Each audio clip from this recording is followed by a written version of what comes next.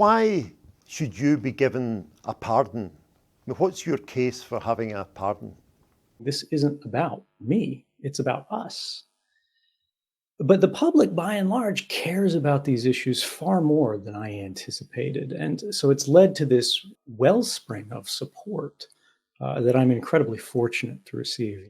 But more than anything, the key here is what kind of society do we want to live in? Now, I don't run the campaign. Again, I'm not involved in it. But what we're seeing is a conversation about the war on whistleblowers that's been occurring easily for the last decade, but of course has escalated under the most recent president, who brought charges against more whistleblowers than all other administrations combined. And this is a chance for the public to have their say and to think about how they feel about this. And the only thing I can do is stand to the side and be thankful. Eric Holder said recently that you'd done a public service. Looking at it from the outside, you think that would help make the case for having a pardon from Obama? If not for these disclosures, if not for these revelations, we would be worse off. Yes, there are laws on the books that say one thing, but perhaps this is why the pardon power exists, for the exceptions, for the things that may seem unlawful in letters on a page. But when we look at them morally, when we look at them ethically, and when we look at the results, it seems obvious that these were necessary things. These were vital things. You said that you're prepared to do jail time. If you're prepared to do jail time, that's an admission that you did something wrong. I'm willing to make a lot of sacrifices for my country. That should be clear at this point, I think, since I've had to live in exile for the last 3 years. And I lived in a very comfortable life before that. But volunteering to give up more doesn't mean an admission of guilt. It means being willing to pay costs to do the right thing.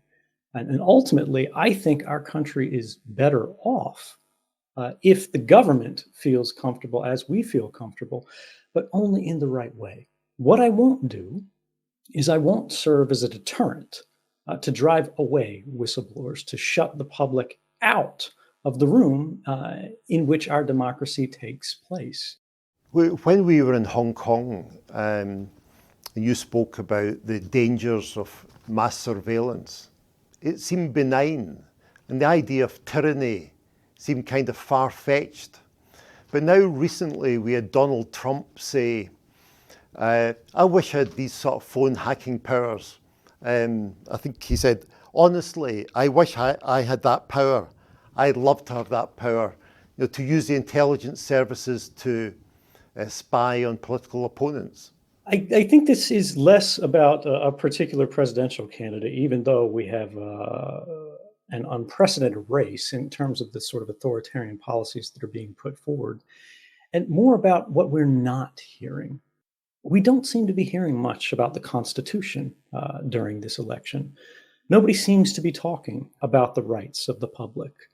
Instead, we see a lot of negative statements about how people are going to hurt people, how they're going to attack our enemies. And I'm not sure that the direction we want the world headed in, or what makes America great as a nation, is how many people we kill. Rather, I think it's how many friends we make, how many rights we spread, and how many freedoms that ultimately we stand for.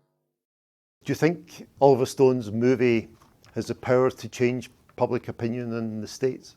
I'm not much of an expert on movies, and it's always difficult to talk about it because people ask me, what do I think? What do I feel? How's this going to work? The answer is I really don't know.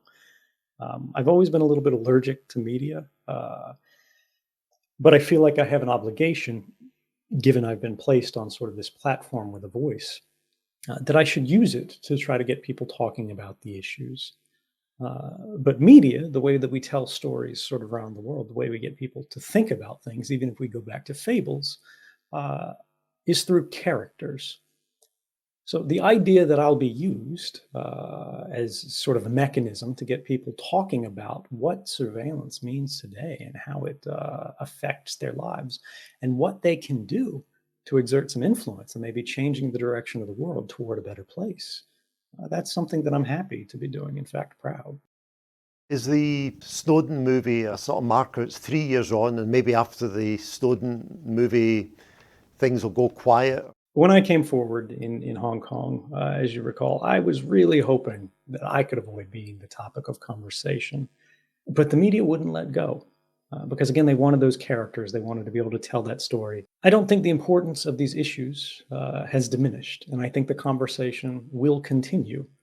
But I would hope that we can have other leaders who come forward, other people who champion this cause, and I'll be able to fade into the background.